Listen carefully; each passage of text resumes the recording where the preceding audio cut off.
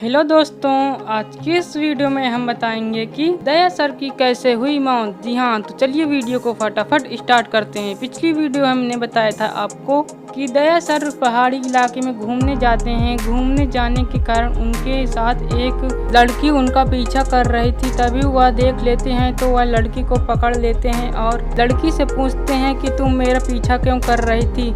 लड़की कुछ नहीं बोलती है, दया सर को धक्का दे के भाग जाती है और दया सर पहाड़ से गिर जाते हैं। पहाड़ से गिरने के बाद वह बेहोश हो जाते हैं। बेहोश होने के बाद वह बहुत दिनों तक वहीं पे पड़े रहते हैं। कुछ दिन बीतते हैं तो सीआईडी टीम को अभिजीत सर नहीं दिखते हैं और दया सर भी नहीं दिखते हैं, तो सोचते हैं कि वह दोनों कहीं गए होते हैं। लेकिन दया सर पहाड़ों से गिरने के कारण 2-3 दिन तक बेहोश रहते हैं।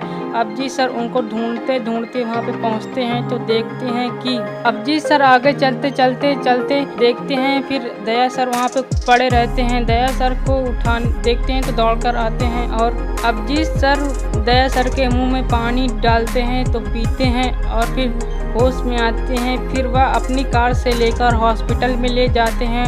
हॉस्पिटल में डॉक्टर कहते हैं कि दया सर काफ़ी ऊंचाई से गिरने के कारण यह अपना याददाश्त भूल चुके हैं, इनको कुछ भी याद नहीं है। दया सर कुछ देर बाद होश आता है तो वह काफ़ी चिल्लाते हैं और कहते हैं कि मैं कौन हूँ। डॉक्टर लोग कहते हैं तुम सीआईडी ऑफिसर दया हो, तो वह बात ही नहीं मानते हैं और भागने की कोशिश करते हैं हॉस्पिटल में। दया सर एक दिन रात को सो रहे होते हैं, तभी वह अचानक से उठते हैं और भागने की कोशिश करते हैं, लेकिन वहाँ पर नर्स लोग रहती हैं तो वह दया सर को भागते हुए देख लेती हैं और डॉक्टर से बता देते हैं।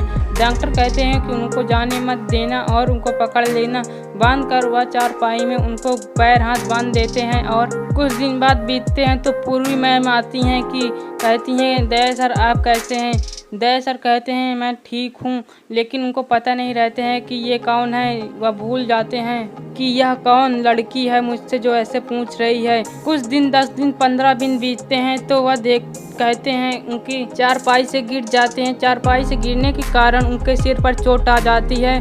चोट आने के कारण उनकी याददाश्त वापस लौट आती है और याददाश्त वापस लौटने के बाद वह सीआईडी टीम के पास जाते हैं और सभी से मिलते हैं। यह बात गुंडों को पता चल जाती है तो वह काफ़ी चिंता में पड़ जाते हैं कि कहीं दया सर बता न दें कि हम लोग ही थे जो धक्का देने वाले थे। दया सर सब बता देते हैं अभिजीत से कि मुझे पहाड़ से कौन धक्का दे देते हैं और यह बात गुंडों को पता चल जाती है तो वह दूसरे देश में चले जाते हैं, लेकिन सीआईडी टीम उनको जाने नहीं देती है और सीआईडी टीम सभी पुलिस थानों में कह देते हैं कि इन 4-5 गुंडों को मत जाने देना, यह अपराधी हैं। गुंडे बाहर जाने के नहीं पाते हैं और फिर वह एक औरत का बच्चा पकड़ लेते हैं और उसको बंदूक से नोक पर रखते हैं। कहते हैं कि आप हमें बाहर नहीं जाने देंगे तो इस बच्चे को मार डालेंगे।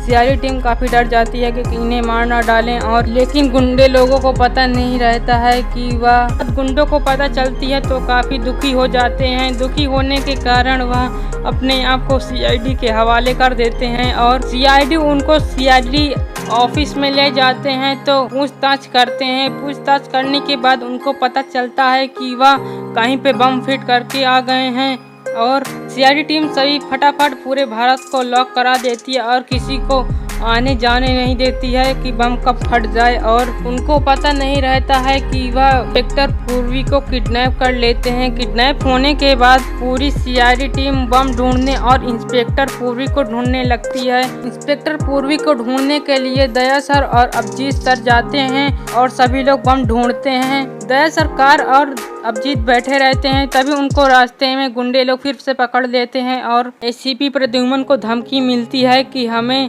10 करोड़ रुपए दो तभी हम इन चारों को छोड़ेंगे, वरना छोड़ेंगे नहीं। एसीपी प्रद्युम्न कहते हैं कि आप इन चारों को कुछ मत करिए, मैं 10 करोड़ रुपए देने के लिए तैयार हूँ। लेकिन एसीपी प्रद्युम्न कहते हैं एक शर्त पर देने के लिए तैयार हूँ, अगर तुम बता दो कि वह बम कहाँ रखा है और कहाँ पर रखा है तो मैं 10 करोड़ रुपए तुमको इसी वक्त दे दूं। लेकिन यह बात गुंडों को नहीं पता रहती है। दया सर और अभिजीत सर और पूर्वी मैम वह तो नाटक कर रही हैं कि ताकि बम को पता कर सकें कि कहाँ पर रखे हैं चोर लोग। गुंडे लोग गुस्सा में आकर उस लड़के को मार डालते हैं जिसको किडनैप किए रहते हैं। तभी सीआईडी टीम खिसिया जाती है और सीआईडी टीम गुस्सा हो जाती है। तो उनको छुड़वाने के लिए एसीपी प्रद्युम्न 10 करोड़ रुपए लाते हैं और उनको छोड़ देते हैं। सीआईडी दया गुस्सा होकर गुंडों को पकड़कर इतना मारते हैं कि वह गुंडे लोग घायल हो जाते हैं। घायल होने के बाद वह कुछ नहीं कर पाते हैं और चुपचाप लेट जाते हैं। फिर दया सर और अभिजीत सर कार लेकर जाते हैं, फिर पूर्वी को बचाते हैं। पूर्वी को बचाने के बाद वह बम को बता देते हैं कि कहां पर है और बम फटने ही वाला रहता है। तभी वह कार लेकर इतनी जल्दी समुद्र में बम फेंक देते हैं और सभी लोग सीआईडी का धन्यवाद कहते हैं कि अगर आप लोग न होते तो हमारी जान कौन बचाता। तो सीआईडी टीम कहती है कि यह तो हमारा फर्ज था।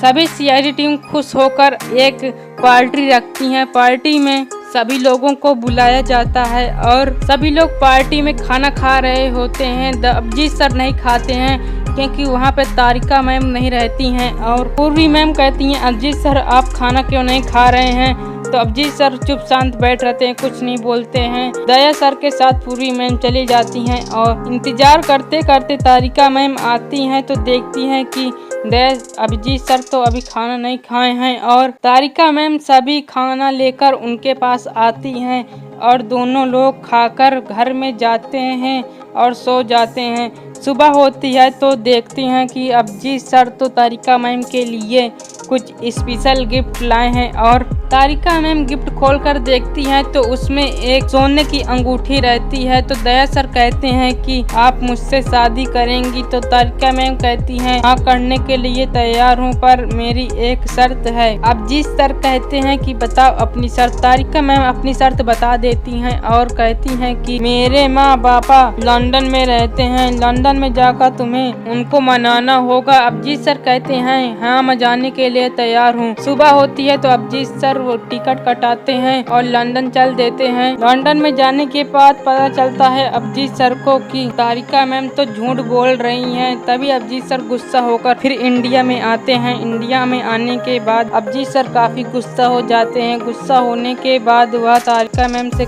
कुछ नहीं कहते हैं और तारिका मैम उनको मनाने के लिए बहुत से फिर वो करने लगती हैं और लेकिन अभिजीत सर तब भी नहीं मानते हैं। तो यह बात दया सर को पता चल जाती है तो वह अभिजीत को मनाने में चल देते हैं। अभिजीत सर तब भी नहीं मानते हैं, कहते हैं कि यह मेरे साथ अच्छा नहीं हुआ है और ऐसा मजाक मुझे नहीं अच्छा लगता है। तारिका मैम कहती हैं कि मैंने तो झूठ बोला था लेकिन अब मुझे माफ कर दो। तो अभिजीत सर कुछ नहीं कहते हैं। दया सर कहते हैं माफ भी कर दो। तो अभिजीत सर हंस कर बोलते हैं चलो अच्छा माफ किया। माफ करने के बाद वह किसी होटल में जाते हैं और शादी कर लेते हैं। शादी करने के बाद वह खुशी खुशी रहने लगते हैं। दोस्तों इस वीडियो में यही बताया जाता है। अगले एपिसोड में जय हिंद, वंदे मातरम। अगर आपने हमारे चैनल को नहीं सब्सक्राइब किया है तो कर लें क्योंकि इसी तरह की वीडियो हम अपलोड करते रहते हैं।